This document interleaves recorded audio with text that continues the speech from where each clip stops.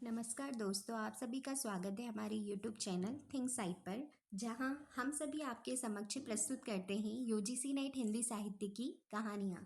आइए शुरू करते हैं आज की कहानी, कोसी का घटवार, जिसके लेखक हैं शेखर जोशी। इस कहानी में घटवार शब्द का अर्थ है पनचक्की चलाने वाला व्यक्ति या चक्की का मालिक। यह कहानी शेखर जोशी द्वारा लिखी गई है, जिसमें कोसी नदी के किनारे रहने वाले एक घटवार यानी पनचक्की चलाने वाला व्यक्ति, गोसाई और एक महिला लक्ष्मा के बीच प्रेम और सामाजिक परिस्थितियों को दर्शाया गया है। अभी खप्पर में 1/4 से भी अधिक गेहूं शेष था। खप्पर में हाथ डालकर उसने व्यर्थ ही उल्टा पलटा और चक्की के पाटों के वृत्त में फैले हुए आटे को झाड़कर एक ढेर बना दिया। बाहर आते आते उसने फिर एक बार और खप्पर में झांक कर देखा, जैसे यह जानने के लिए इतनी देर में कितनी पिसाई हो चुकी है, परंतु अंदर की मिकदार में कोई विशेष अंतर नहीं आया था। खसखस की ध्वनि के साथ अत्यंत धीमी गति से ऊपर का पार्ट चल रहा था। घट का प्रवेश द्वार बहुत कम ऊंचा था। खूब नीचे तक झुककर वह बाहर निकला। सर के बालों और बाहों पर आटे की एक हल्की सफेद परत बैठ गई थी। खंबे का सहारा लेकर वह बुदबुदाया, जा रस्सा ला। सुबह से अब तक 10 पसेरी भी नहीं हुआ। सूरज कहाँ का कहाँ चले गया है। कैसी अनहोनी बात। बात अनहोनी तो है ही। जेठ बीत रहा है, आकाश में कहीं बादलों का नाम निशान ही नहीं। अन्य वर्षों अब तक लोगों की धान रोपाई पूरी हो जाती थी, पर इस साल नदी नाले सब सूखे पड़े हैं। खेतों की सिंचाई तो दरकिनार बीच की क्यारियां सूखी जा रही हैं। छोटे नाले गुलों के किनारे के घट महीनों से बंद हैं। कोसी के किनारे है गुसाई का यह घट, पर इसकी भी चाल ऐसी कि लड्डू घोड़े की चाल को मात देती है। चक्की के निचले खंड में छिच्चर छिच्चर की आवाज के साथ पानी को काटती हुई मथानी चल रही थी। कितनी धीमी आवाज। अच्छे खाते पीते ग्वालों के घर में दही की मथानी इससे ज्यादा शोर करती है। इसी मथानी का वह शोर होता है कि आदमी को अपनी बात नहीं सुनाई देती, और अब तो भले नदी पार कोई बोले तो बात यहाँ सुनाई दे जाए। छप छप छप पुरानी फौजी पैंट को घुटनों तक मोड़कर गुस्साई पानी की गुल के अंदर चलने लगा। कहीं कोई सुराख निकास हो तो बंद कर दे, एक बूंद पानी भी बाहर ना जाए। बूंद बूंद की कीमत है इन दिनों। प्रायः आधा फलांग चलकर वह बांध पर पहुंचा। नदी की पूरी चौड़ाई को घेर कर पानी का बहाव घट की गूल की ओर मोड़ दिया गया था। किनारे की मिट्टी घास लेकर उसने बांध में एक दो स्थान पर निकास बंद किया और फिर गुल के किनारे किनारे चलकर घट पर आ गया। अंदर जाकर उसने फिर पाटों के वृत्त में फैले हुए आटे को बुहार कर ढेरी में मिला दिया। खप्पर में अभी थोड़ा बहुत गेहूं शेष था। वह उठकर बाहर आया। दूर रास्ते पर एक आदमी सर पर पिसान रखे उसकी ओर जा रहा था। गुसाई ने उसकी सुविधा का ख्याल कर वहीं से आवाज दे दी, हे हो, यहाँ लंबट देर में आएगा, 2 दिन का पिसाना भी जमा है, ऊपर उमेद सिंह के घट में देख लो। उस व्यक्ति ने मुड़ने से पहले एक बार और प्रयत्न किया। खूब ऊंचे स्वर में पुकार कर वह बोला, जरूरी है जी, पहले हमारा लंबर नहीं लगा दोगे। गुसाई होठों ही होठों में मुस्कुराया। रसाला कैसे खींचता है, जैसे घट की आवाज इतनी हो कि मैं सुन ना सकूं। कुछ कम ऊंची आवाज में उसने हाथ हिलाकर उत्तर दे दिया, यहाँ जरूरी का भी बाप रखा है जी, तुम ऊपर चले जाओ। वह आदमी लौट गया। मीहल की छांव में बैठकर गुसाई ने लकड़ी के जलते कूंदे को खोदकर चीलम सुलगाई और गुड़गुड़ करता धुआं उड़ाता रहा। खस्सर खस्सर चक्की का पाट चल रहा था। किटकिट किटकिट गप्पर से दाने गिराने वाली चिड़िया पाट पर टकरा रही थी। छिच्चर छिच्चर की आवाज के साथ मथानी पानी को काट रही थी, और कहीं कोई आवाज नहीं। कोसी के बहाव में भी कोई ध्वनि नहीं। रेती पाथरों के बीच में टकने टकने पत्थर भी अपना सर उठाए आकाश को निहार रहे थे। दोपहरी ढलने पर इतनी तेज धूप, कहीं चिड़ैया भी नहीं बोलती, किसी प्राणी का प्रिय अप्रिय स्वर नहीं। सूखी नदी के किनारे बैठा गुस्साई सोचने लगा कि उस व्यक्ति को लौटा दिया। लौट तो वह जाता ही, घट के अंदर टच पड़े पिसान के थैलों को देखकर 2-4 क्षण की बातचीत का आसरा ही होता। कभी कभी गुस्साई को यह अकेलापन काटने लगता है। सूखी नदी के किनारे का यह अकेलापन नहीं, जिंदगी भर साथ देने के लिए जो अकेलापन उसके द्वार पर धरना देकर बैठ गया है, वही। जिसे अपना कह सके, ऐसे किसी प्राणी का स्वर उसके लिए नहीं। पालतू कुत्ते बिल्ली का स्वर भी नहीं। क्या ठिकाना है ऐसे मालिक का जिसका घर द्वार नहीं, बीवी बच्चे नहीं, खाने पीने का ठिकाना नहीं। घुटनों तक उठी हुई पुरानी फौजी पैंट के मोड़ को गुस्साई ने खोला।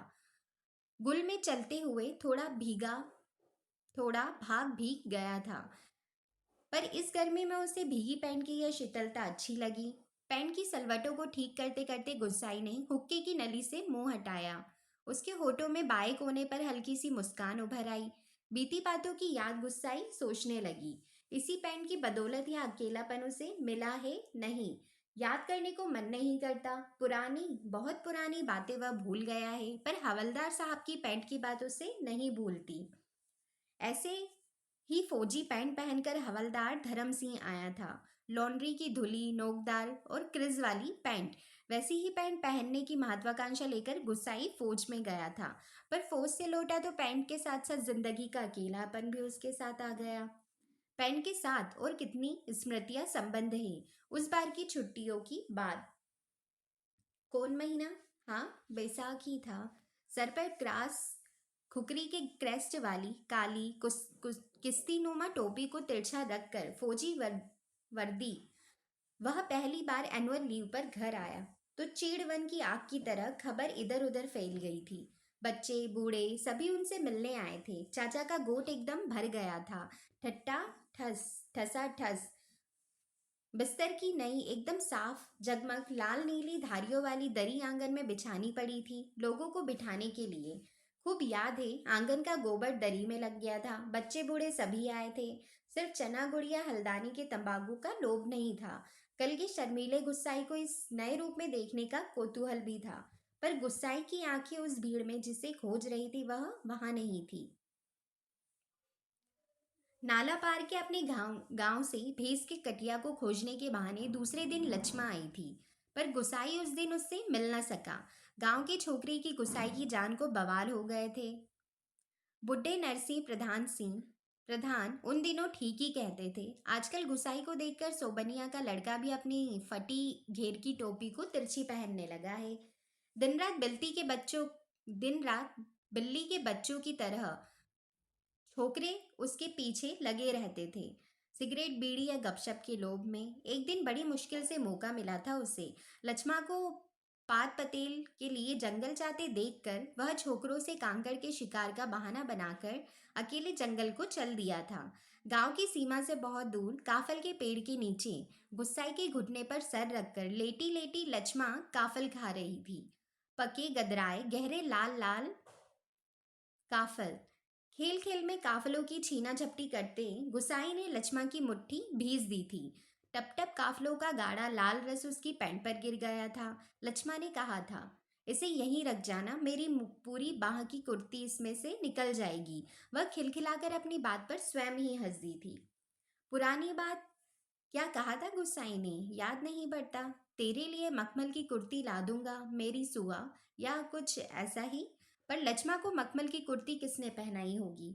पहाड़ी पार के रमुआ ने, जो तुरी निशान लेकर उसे ब्याहने आया था, जिसके आगे पीछे भाई बहन नहीं, माई बाप नहीं। परदेश में बंदूक की नोक जोक पर जान रखने वालों को छोकरी कैसे दे दे हम? लक्ष्मा के बाप ने कहा था।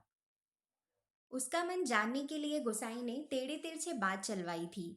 उसी साल मंगसीर की एक ठंडी उदास शाम को गुसाई की यूनिट के सिपाही किशन सिंह ने क्वार्टर मास्टर स्टोर के सामने खड़े खड़े उससे उसी साल मंगसीर की एक ठंडी खड़े खड़े उससे कहा था, हमारे गांव के राम सिंह ने जिद की, तभी छुट्टियां बढ़ानी पड़ी। 10 साल उसकी शादी थी। खूब अच्छी औरत मिली है यार। शक्ल सूरत भी खूब है, एकदम पटाखा, बड़ी हंसमुख है। तुमने तो देखा ही होगा, तुम्हारे गांव के नजदीक ही है। लक्ष्मा लक्ष्मा कुछ ऐसा ही नाम है। गुसाई को याद नहीं पड़ता कौन सा बहाना बनाकर वह किशन सिंह के पास से चला आया था। रमडे उस दिन हमेशा आधा पेग लेने वाला गुस्साई उस दिन पेशी करवाई थी। मलेरिया प्रिकॉशंस न करने के अपराध में। सोचते सोचते गुस्साई बुदबुदाया, रस्साल एडजुटेंट। गुस्साई सोचने लगा। उस साल छुट्टियों में घर से विदा होने के एक दिन पहले वह मौका निकालकर लक्ष्मा से मिला था। गंगनाथ हज्जियों की कसम, जैसा तुम कहोगे मैं वैसा ही करूंगी। आंखों में आंसू भरकर लक्ष्मा ने कहा था। वर्षों से वह सोचता आया है कि कभी लक्ष्मा से भेंट होगी तो वह अवश्य कहेगा कि गंगनाथ का जागर लगाकर प्रायश्चित जरूर कर ले। देवी देवताओं की झूठी कस्में खाकर उन्हें नाराज करने से क्या लाभ। जिस पर भी गंगनाथ का कोप हुआ वह कभी फल फूल नहीं पाया। पर लक्ष्मा से कब भेंट होगी यह वह नहीं जानता। लड़कपन से संगी साथी नौकरी चाकरी के लिए मैदानों में चले गए हैं। गांव की ओर जाने का उसका मन नहीं होता। लक्ष्मा के बारे में किसी से पूछना उसे अच्छा नहीं लगता। जितने दिन नौकरी रही वह पलटकर अपने गांव नहीं आया। एक स्टेशन से दूसरे स्टेशन का वॉलंटियरी ट्रांसफर लेने वालों की लिस्ट में नायक गुसाई सिंह का नाम ऊपर आता रहा, लगातार 15 साल तक। पिछले बैसाख में ही वह गांव लौटा। 15 साल बाद रिजर्व में आने पर काले बालों को लेकर गया था। खिचड़ी बाल लेकर लौटा। लक्ष्मा का हट उसे अकेला बना गया। आज इस अकेलेपन में कोई होता जिसे गुसाई अपनी जिंदगी की किताब पढ़कर सुनाता। शब्द शब्द, अक्षर अक्षर, कितना देखा, कितना सुना और कितना अनुभव किया उसने। पर नदी किनारे यह तपती रेत, पंचक्की की खटर पटर और मिहल की छाया में ठंडी चीलम को निष्प्रयोजन गुड़गुड़ाता गुसाई। और चारों ओर अन्य कोई नहीं, एकदम निर्जन, निस्तब्ध और सुनसान। एकाएक गुसाई का ध्यान टूटा। सामने पहाड़ी के बीच की पगडंडी से सर पर बोझा लिए एक नारी आकृति उसकी ओर चली आ रही थी। गुसाई ने सोचा वहीं से आवाज देकर उसे लौटा दे। कोसी ने चिकने काई लगे पत्थरों पर कठिनाई से चलकर उसे वहां तक आकर केवल निराश लौट जाने को क्यों वह बाध्य करे। दूर से चिल्ला चिल्ला कर पिसान स्वीकार करने करवाने की लोगों की आदत से वह तंग आ चुका था। इस कारण आवाज देने को उसका मन नहीं हुआ। वह आकृति अब तक पगडंडी छोड़कर नदी के मार्ग में आ पहुंची। चक्की की बदलती आवाज को पहचानकर गुसाई घट के अंदर चला गया। खप्पर का अनाज समाप्त हो चुका था। खप्पर में एक कम अन्न वाले थैले को उलटकर उसने अन्न का निकास रोकने के लिए काठ की चीड़ियों को उल्टा कर दिया। किटकिट का स्वर बंद हो गया। वह जल्दी जल्दी आटे को थैले में भरने लगा। घट के अंदर मथानी की छिच्चर छिच्चर की आवाज भी अपेक्षाकृत कम सुनाई दे रही थी। केवल चक्की ऊपर वाले पाट की घिसटती हुई घरघराहट का हल्का धीमा संगीत चल रहा था। तभी गुसाई ने सुना अपनी पीठ के पीछे घट के द्वार पर इस संगीत से भी मधुर एक नारी का कंठ स्वर। कब बारी आएगी जी, रात की रोटी के लिए भी घर में आटा नहीं है। सर पर पिसान रखे एक स्त्री ने उससे यह पूछ रही थी। गुसाई को उसका स्वर परिचित से लगा। चौंकर उसने पीछे मुड़कर देखा। कपड़े में पिसान ढीला बंधा होने के कारण बोझ का एक सिरा उसके मुख के आगे आ गया था।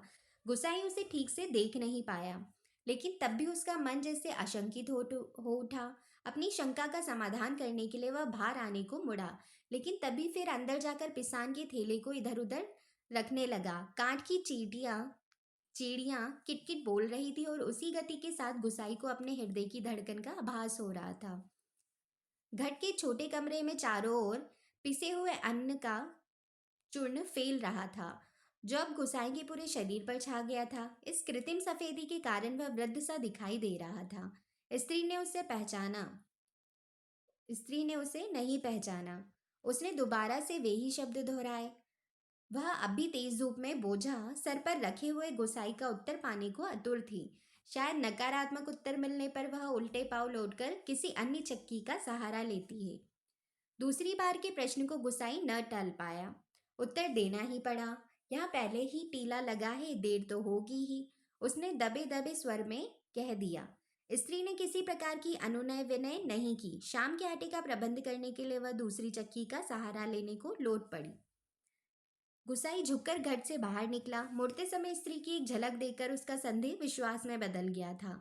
हताश सा वह कुछ क्षणों तक उसे जाते हुए देखता रहा और फिर अपने हाथों तथा सिर पर गिरे हुए आटे को झाड़कर एक दो कदम आगे बढ़ा। उसके अंदर किसी अज्ञात शक्ति ने जैसे उसे वापस जाती हुई स्त्री को बुलाने को बाध्य कर दिया। आवाज देकर उसे बुला लेने को उसने मुंह खोला, परंतु आवाज न दे सका। एक झिझक, एक असमर्थता थी। जो उसका मुंह बंद कर रही थी। वह स्त्री नदी तक पहुंच चुकी थी। गुसाई के अंतर में तीव्र उथल पुथल मच गई। इस बार आवेग इतना तीव्र था कि वह स्वयं को रोक नहीं पाया। लड़खड़ाती आवाज में उसने पुकारा, लक्ष्मा। घबराहट के कारण वह पूरे जोर से आवाज नहीं दे पाया था।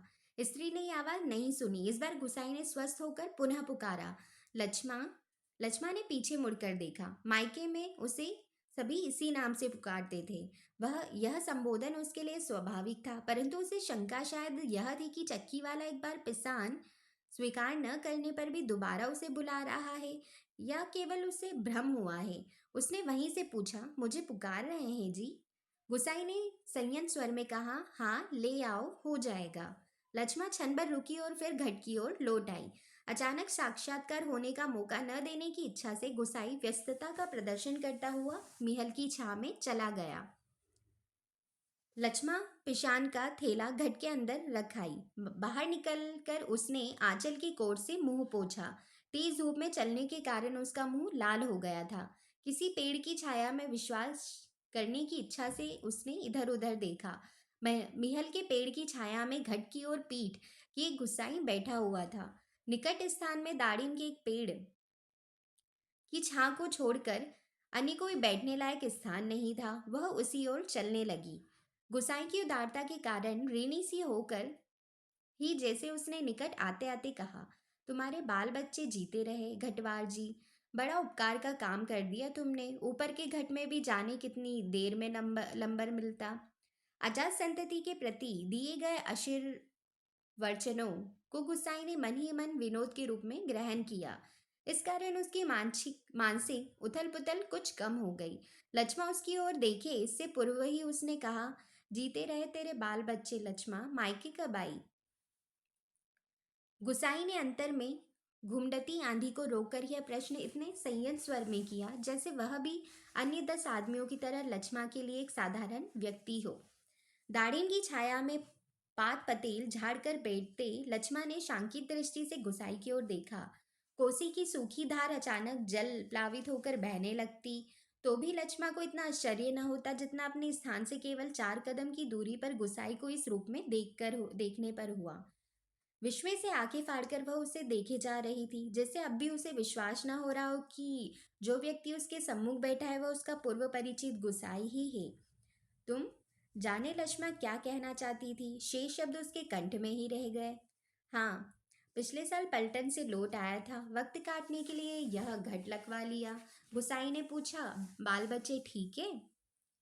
आंखें जमीन पर टिकाए गर्दन हिलाकर संकेत से ही उसने बच्चों की कुशलता की सूचना दे दी। जमीन पर गिरे एक दाड़िम के फूल को हाथों में लेकर लक्ष्मा उसकी पंखुड़ियों को एक एक कर निरुद्देश तोड़ने लगी और गुसाई पतली सीख लेकर आग को कुरेदता रहा। बातों का क्रम बनाए रखने के लिए गुसाई ने पूछा, तो अभी और कितने दिन मायके ठहरने वाली है? अब लक्ष्मा के लिए अपने को रोकना असंभव हो गया। टप टप टप वह सर नीचा किए आंसू गिराने लगी। सिसकियों के साथ साथ उसके उठते गिरते कंधों को गुसाई देखता रहा। उसे यह नहीं सूझ रहा था कि वह किन शब्दों में अपनी सहानुभूति प्रकट करे। इतनी देर बाद सहसा गुस्साई का ध्यान लक्ष्मा के शरीर की ओर गया। उसके गले में चरेयू सुहाग चिन्ह नहीं था। हतप्रभ सा गुस्साई उसे देखता रहा। अपनी व्यवहारिक अज्ञानता पर उसे बेहद झुंझुलाहट हो रही थी। आज अचानक लक्ष्मा से भेंट हो जाने पर वह उन सब बातों को भूल गया जिन्हें वह कहना चाहता था। इन क्षणों में वह केवल मात्र श्रोता बनकर रह जाना चाहता था। गुसाई की सहानुभूतिपूर्ण दृष्टि पाकर लक्ष्मा आंसू पोंछती हुई अपना दुखड़ा रोने लगी। जिसका भगवान नहीं होता उसका कोई नहीं होता। जेठ जेठानी से किसी तरह पिंड छुड़ाकर यहाँ माँ की बीमारी में आई थी, वह भी मुझे छोड़कर चली गई। एक अभागा मुझे रोने को रह गया है, उसी के लिए जीना पड़ रहा है। नहीं तो पेट पर पत्थर बांधकर कहीं डूब मरती, जंजाल कटता। यहाँ काका काकी के साथ रह रही हो? गुसाई ने पूछा। मुश्किल पड़ने पर कोई किसी का नहीं होता जी। बाबा की जायदाद पर उनकी आंखें लगी हैं, सोचते हैं कहीं मैं हक न जमा लूं। मैंने साफ साफ कह दिया, मुझे किसी का कुछ लेना देना नहीं। जंगलात का लीला जंगलात का लीसा ढो ढो कर अपनी गुजर कर लूंगी, किसी की आग का कांटा बनकर नहीं रहूंगी। गुसाई ने किसी प्रकार की मौखिक संवेदना नहीं प्रकट की, केवल सहानुभूतिपूर्ण दृष्टि से उसे देखता भर रहा। दाड़िम के वृक्ष से पीठ टिकाकर लक्ष्मा घुटने मोड़कर बैठी थी। गुसाई सोचने लगा, 15-16 साल किसी की जिंदगी में अंतर लाने के लिए कम नहीं होते। समय का यह अंतराल लक्ष्मा के चेहरे पर भी एक छाप छोड़ गया था, पर उसे लगा उस छाप के नीचे वह आज भी 15 वर्ष पहले की लक्ष्मा को देख रहा है। कितनी तेज धूप है इस साल। लक्ष्मा का स्वर उसके कानों में पड़ा।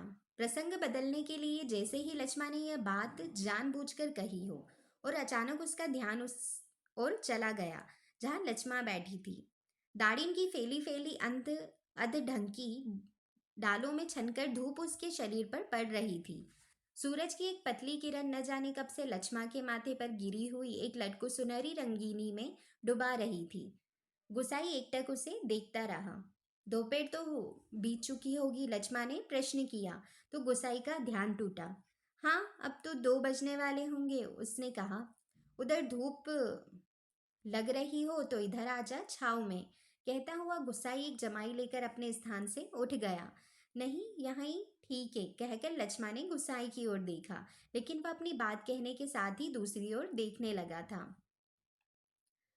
घट में कुछ देर पहले डाला हुआ पिसान समाप्ति पर था। नंबर पर रखे हुए पिसान की जगह उसने जाकर जल्दी जल्दी लक्ष्मा का अनाज खप्पर में खाली कर दिया। धीरे धीरे चलकर गुसाई गुल के किनारे तक गया। अपनी अंजलि से भर भर कर उसने पानी पिया और फिर पास ही एक बंजर घट के अंदर जाकर पीतल और एल्यूमिनियम के कुछ बर्तन लेकर आग के निकट लौट आया। आसपास पड़ी हुई सूखी लकड़ियों को बटोरकर उसने आग सुलगाई और एक कालिक पुती बटलोई में पानी रखकर जाते जाते लक्ष्मा की और मुंह कर कह गया, चाय का टेम भी हो रहा है, पानी उबल जाए तो पत्ती डाल देना, पुड़िया में पड़ी है। लक्ष्मा ने उत्तर नहीं दिया। वह उसे नदी की ओर जाने वाली पगडंडी पर जाता हुआ देखती रही। सड़क किनारे की दुकान से दूध लेकर लौटते लौटते गुसाई को काफी समय लग गया था। वापस आने पर उसने देखा एक 6-7 वर्ष का बच्चा लक्ष्मा की देह से सटक कर बैठा हुआ है। बच्चे का परिचय देने की इच्छा से जिसे लक्ष्मा ने कहा, इस छोकरे को घड़ी भर के लिए भी चैन नहीं मिलता, जाने कैसे पूछता खोजता मेरी जान खाने को यहाँ भी पहुंच गया है। गुसाई ने लक्ष्य किया कि बच्चा बार बार उसकी दृष्टि बचाकर माँ से किसी चीज के लिए जिद कर रहा है। एक बार झुंझुलाकर लक्ष्मा ने उसे झिड़क दिया, चुप रहे, अभी लौट कर घर जाएंगे, इतनी सी देर में क्यों मरा जा रहा है। चाय के पानी में दूध डालकर गुसाई ने फिर उसी बंजर घट में गया। एक थाली में आटा लेकर वह गुल के किनारे बैठा बैठा उसे गूंथने लगा। मेहल के पेड़ की ओर आते समय उसने साथ में एक एक बर्तन और ले लिए। लक्ष्मा ने बटलोई में दूध चीनी डालकर चाय तैयार कर दी। एक गिलास, एक एनिमल का मग और एक एल्यूमिनियक मैस्टिन ने में गुसाई ने चाय डालकर आपस में बांट ली और पत्थरों से बने बेढंगे चूल्हे के पास बैठकर रोटियां बनाने का उपक्रम करने लगा। हाथ का चाय हाथ का चाय का गिलास जमीन पर टिकाकर लक्ष्मा उठी। आटे की थाली अपनी ओर खिसकाकर उसने स्वयं रोटी पका देने की इच्छा ऐसे स्वर में प्रकट की कि गुसाई ना न कह सका। वह खड़ा खड़ा उसे रोटी पकाते हुए देखता रहा। गोल गोल डिबिया सरीखी रोटियां चूल्हे में खिलने लगी। वर्षों बाद गुसाई ने ऐसी रोटियां देखी थी जो अनिश्चित आकार की फौजी लंगर की चपातियों या स्वयं उसके हाथ से बनी बेडोल रोटियों से एकदम भिन्न थी। आटे की लोई बनाते समय लक्ष्मा के छोटे छोटे हाथ बड़ी तेजी से घूम रहे थे। कलाई में पहने हुए चांदी के कड़े जब कभी आपस में टकरा जाते तो खनखन का एक अत्यंत मधुर स्वर निकलता। चक्की के पाट पर टकराने वाली कांट की चीड़ियों का स्वर कितना नीरस हो सकता है, यह गुसाई ने आज पहली बार अनुभव किया। किसी काम से वह बंजर घट की ओर गया और बड़ी देर तक खाली बर्तन डिब्बों को उठाता लगता रहा।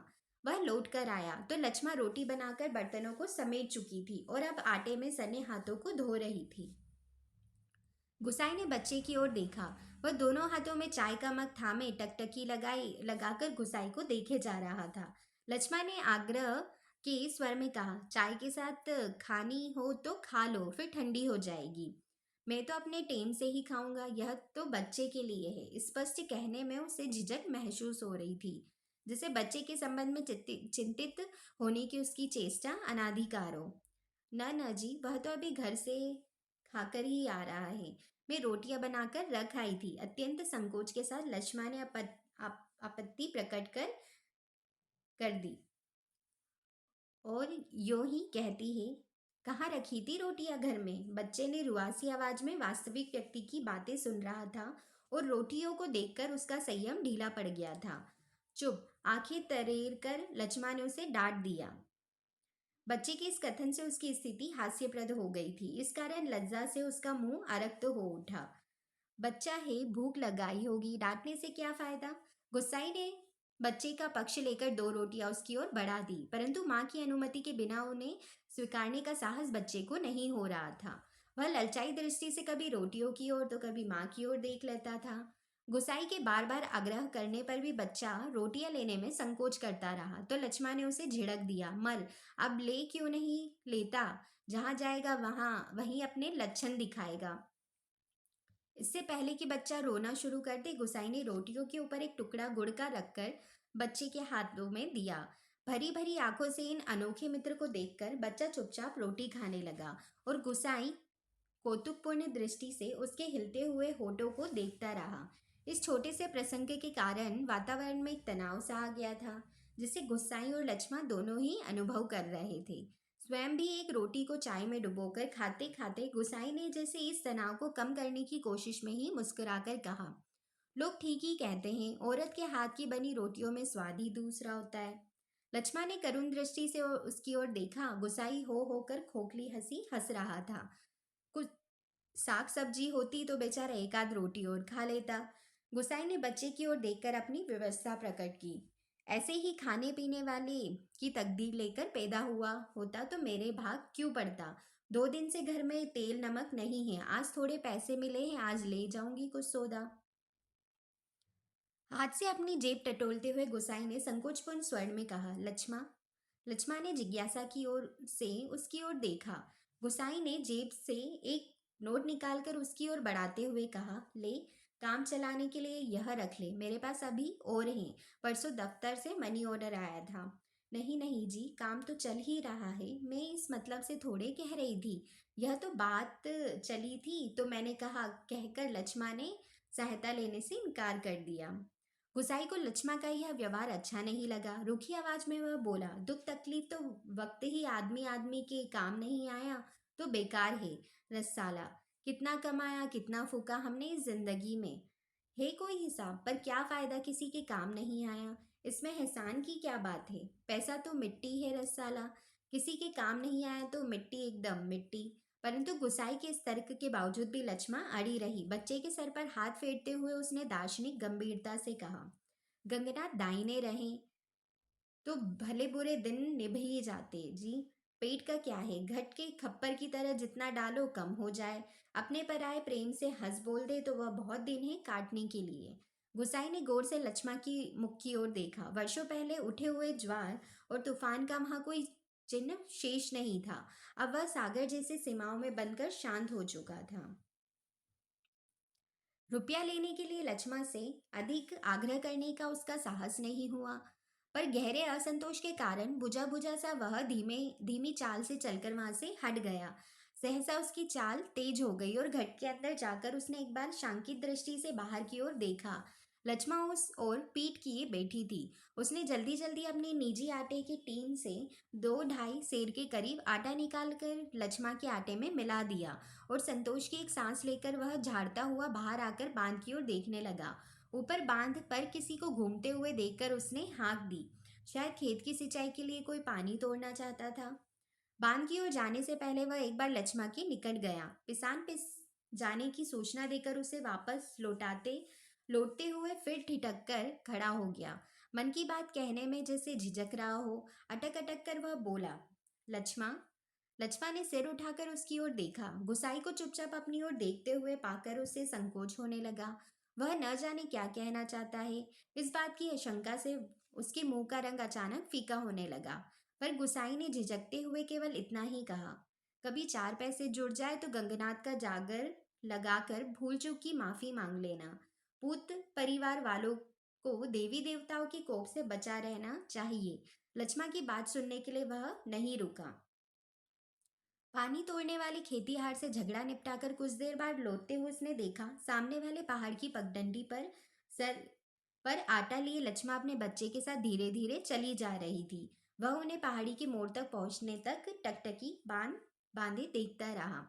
घट के अंदर कांट की चिड़िया अब भी किटकिट आवाज कर रही थी। चक्की का पाट खिस्सर खिस्सर चल रहा था और मथाने की पानी काटने की आवाज आ रही थी और कहीं कोई स्वर नहीं। सब सुनसान निस्तब्ध। तो साथियों, यह थी हमारी आज की कहानी, जिससे न केवल एक कथानक सुनाया बल्कि साहित्य के गहरे भाव को भी सामने रखा। अगर ये कहानी आपको पसंद आई हो या आपने इससे कुछ भी नया सीखा हो तो वीडियो को लाइक करें, कमेंट करें और एंड चैनल को सब्सक्राइब ज़रूर करें। मिलते हैं अगली कहानी में एक नई प्रेरणा, एक नया पाठ और एक नई कदम आपकी सफलता की ओर। धन्यवाद।